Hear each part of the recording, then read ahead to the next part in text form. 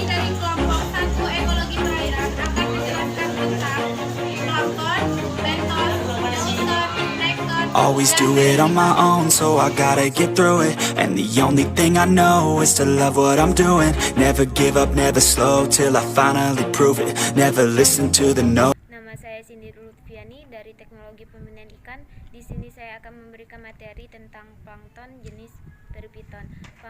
Plankton adalah organisme hewan maupun tumbuhan yang hidupnya mengikuti arus. Berdasarkan cara membuat makanannya, plankton dibedakan menjadi dua, yaitu zooplankton dan fitoplankton. Berdasarkan pigmennya, fitoplankton dibagi menjadi 4. Yang pertama yaitu chlorophyta, yaitu genggang hijau. Contohnya spirulina sebagai bahan kosmetik atau bahan kesehatan. Kedua adalah chrysophyta, genggang keemasan. Contohnya adalah diatom sebagai bahan peledak. Yang ketiga adalah poisepita, genggang coklat. Contohnya adalah laminaria sebagai bahan pupuk. Yang kelima adalah rhodophyta, genggang merah, contohnya yaitu Euchema dan Gelidium sebagai bahan agar-agar. Plankton melakukan reproduksi dengan dua cara, yaitu aseksual dan seksual.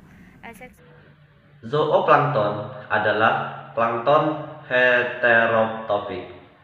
Plankton adalah organisme yang ada di lautan dan permukaan air tawar.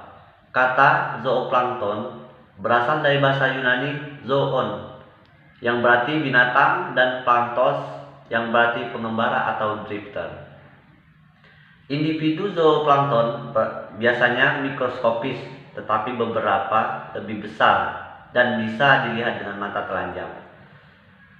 Zooplankton adalah kategorisasi untuk organisme kecil yang termasuk protozoa kecil dan metazoa besar.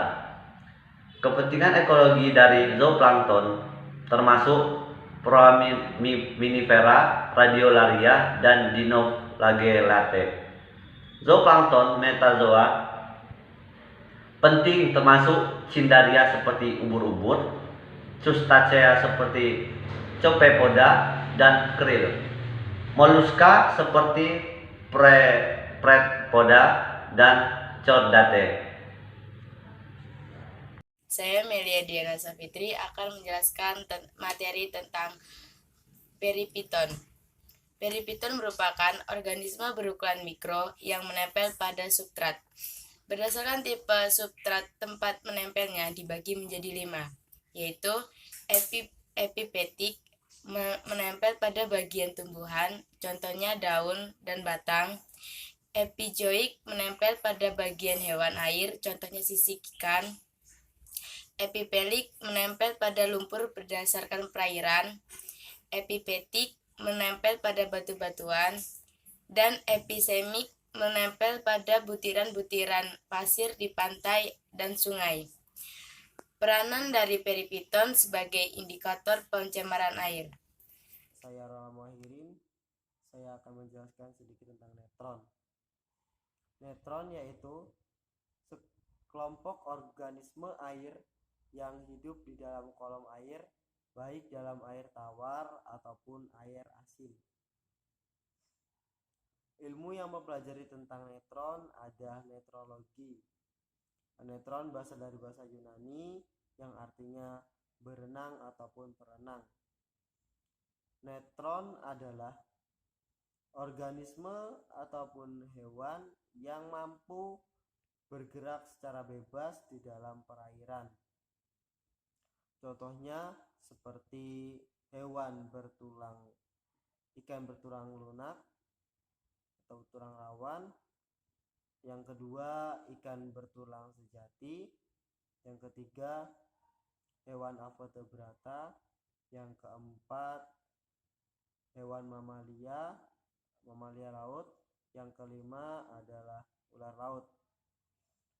Nama saya Endang Nana MH. Saya akan menjelaskan tentang bentos dan leuser.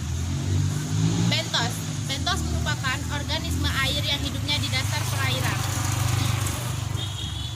Bentos mengkonsumsi makanan dari hewan-hewan mati yang tenggelam ke dasar perairan, yang akan menjadikannya kotoran, lalu larut menjadi nutrisi yang akan dibawa ke permukaan air, kemudian dikonsumsi oleh hewan-hewan lain.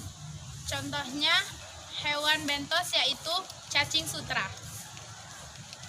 Neuston. Neuston adalah organisme air yang hidupnya di atas permukaan air. Neuston adalah serangga air yang mampu mempertahankan dirinya dari arus air yang kencang. Contoh serangga dari Neuston yaitu anggang-anggang. Wassalamualaikum warahmatullahi wabarakatuh. Beautiful, beautiful, beautiful, beautiful angel. Love your imperfections, every anger. Tomorrow